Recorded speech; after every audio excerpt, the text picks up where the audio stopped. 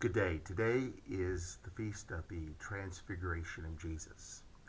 This feast, the Transfiguration of Jesus, is not only celebrated on the 6th of August, but it is also celebrated every year during Lent, namely the second Sunday of Lent. Remember, especially in Lent, what the Transfiguration tells us is that Jesus is making his way to Jerusalem to undergo some suffering, and then, of course, the crucifixion, his death. But as we hear proclaimed in Matthew's Gospel, Jesus offers those early apostles and disciples, and Jesus offers us something else, something that we hold to be true, and something that is so very important for all of us today and every day. So we hear these words from the Gospel according to Matthew. Jesus took Peter, James, and his brother John and led them up a high mountain by themselves. And he was transfigured before them. His face shone like the sun, and his clothes became white as light. And behold, Moses and Elijah appeared to them, conversing with him. Then Peter said to Jesus in reply, Lord, it is good that we are here. If you wish, I will make 3 tents here, one for you, one for Moses, and one for Elijah. While he was still speaking, behold, a bright cloud cast a shadow over them. Then from the cloud came a voice that said, This is my beloved Son, with whom I am well pleased. Listen to him. When the disciples heard this, they fell prostrate and were very much afraid.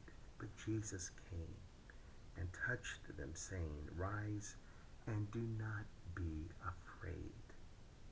And when the disciples raised their eyes, they saw no one else but Jesus alone. As they were coming down from the mountain, Jesus charged them, Do not tell the vision to anyone until the Son of Man has been raised from the dead. Raised from the dead.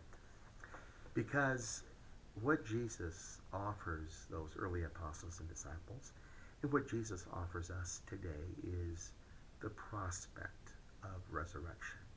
In fact, the guarantee of resurrection. The resurrection which sets us apart, in which no longer evil, sin, and yes, even death possesses power over us in one way or another, unless, of course, we allow it to possess power over all of us. Today, then, what we do is we try to strike a balance. Here is the Paschal mystery. The word Paschal means Passover.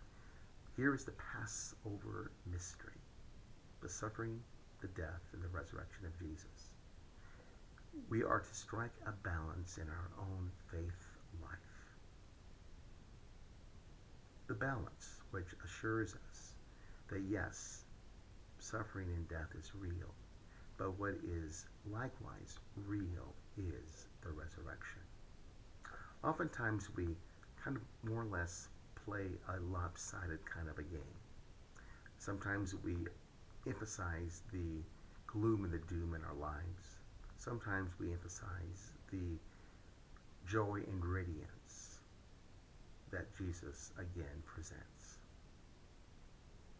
But yet, at the same time, there is a balance. The question becomes, are we out of balance today? My guess is that maybe we are a little bit, if not a lot, out of balance because of all that confronts us in our world and in our lives. It is easy to fall into gloom and doom. But today, this day, the feast of the Transfiguration of Jesus, we look forward to the other half of the Passover mystery, the resurrection. This is our hope, and the prospect of new life assures us that sooner or later, all will be made one with our God, with one another, and with ourselves. This day, then, is a day of joy. Let us be a joyful people. in the midst of the gloom and doom which sometimes surrounds us. But at least we know we have started to strike a balance. And that is what we are truly grateful for this day. Make it a beautiful day, this day, the feast of the Transfiguration of Jesus.